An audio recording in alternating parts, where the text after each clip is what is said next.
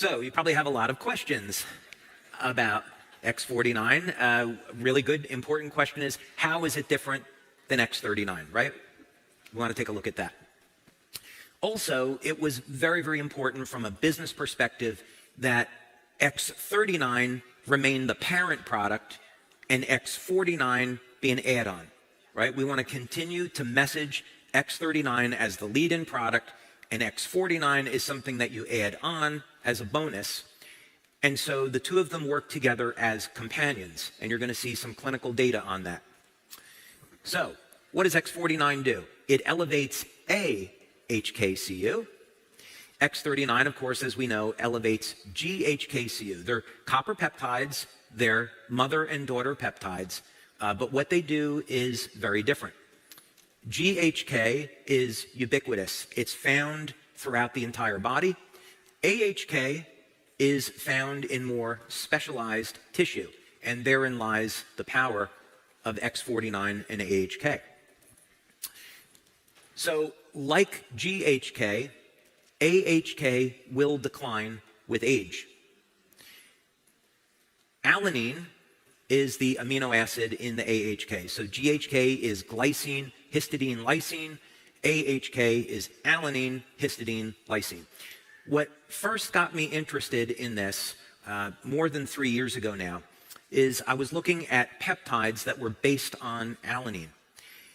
And there's an interesting thing that seems to happen in the brain with alanine metabolism. And I would go as far to say that someday there will be a naturally occurring peptide discovered that will be a very, very effective treatment for Alzheimer's disease and ALS, and it will involve manipulating the alanine pathway.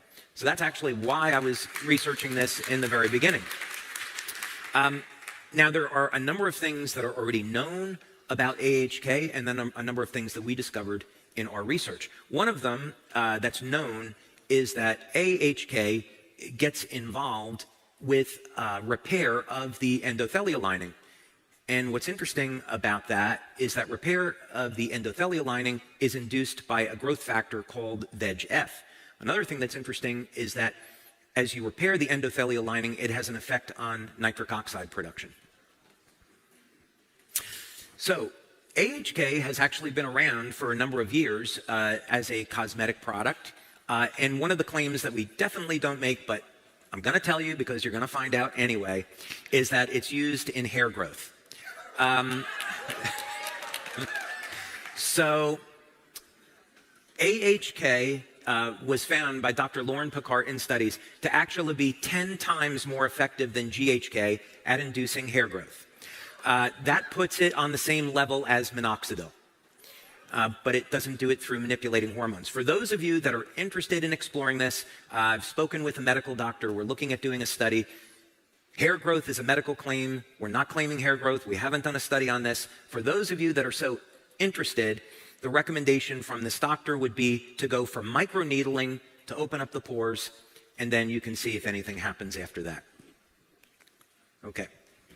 So our own research into AHK has been almost entirely focused on what type of claims that we're allowed to make. So the patches in the United States are in the general wellness category. So that means that we can't make any medical claims. It has to be things like improving energy, improving the quality of sleep, improving overall lifestyle and health, supporting a healthy lifestyle, and a number of fitness claims. Fitness claims, notably, fit in very well with general wellness. So in our clinical studies, to support the product launch, we've looked at claims that can support fitness. But the properties of AHK do go beyond that. X49 only versus the combination of the two. We saw on the number of calories burned, over a 90% improvement. Now,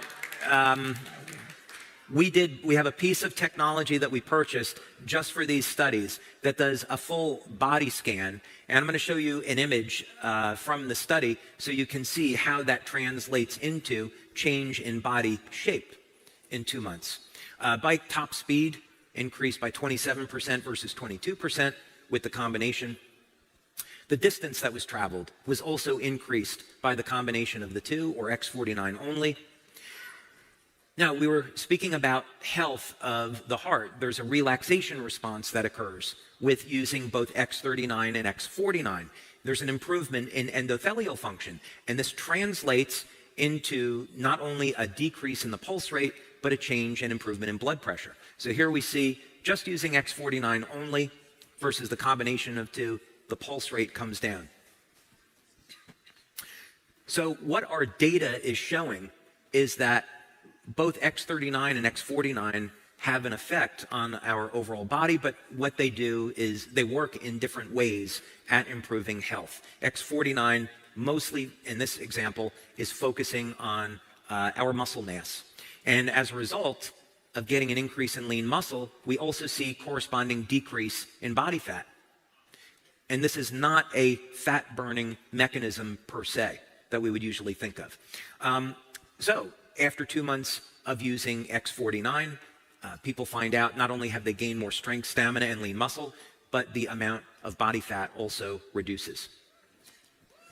Okay, so here's one of the images from the study. This is a fellow that is 74, and I want you to take a look at a couple of the points here.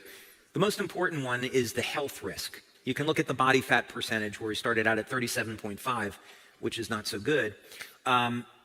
But what this equipment does is it calculates risk for things like cardiovascular disease, and then it just puts it into a simple percentage. So at this body fat relative to muscle mass, he's 53% higher than ideal in body composition.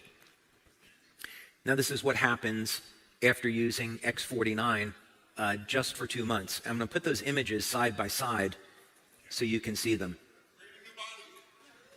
Great, that was Michael Accurso, wasn't it? I'd recognize that voice anywhere.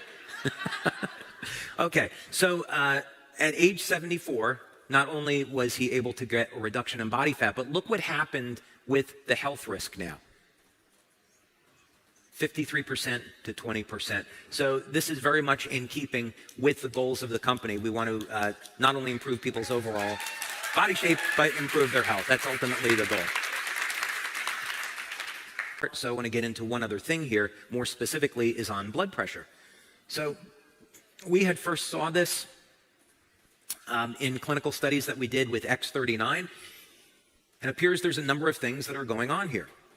One is that the cardiovascular system itself seems to go through some repair, and there's also a relaxation response in the autonomic nervous system. So we're not 100% sure why we see decreases in blood pressure, but we have certainly measured it and we've obtained statistical significance with it. By the way, if someone had high blood pressure, I would not be using only this product for reduction in blood pressure. I would be combining it, again, with a healthy diet and a number of nutritional supplements like pomegranate extract, vitamin K2, that we know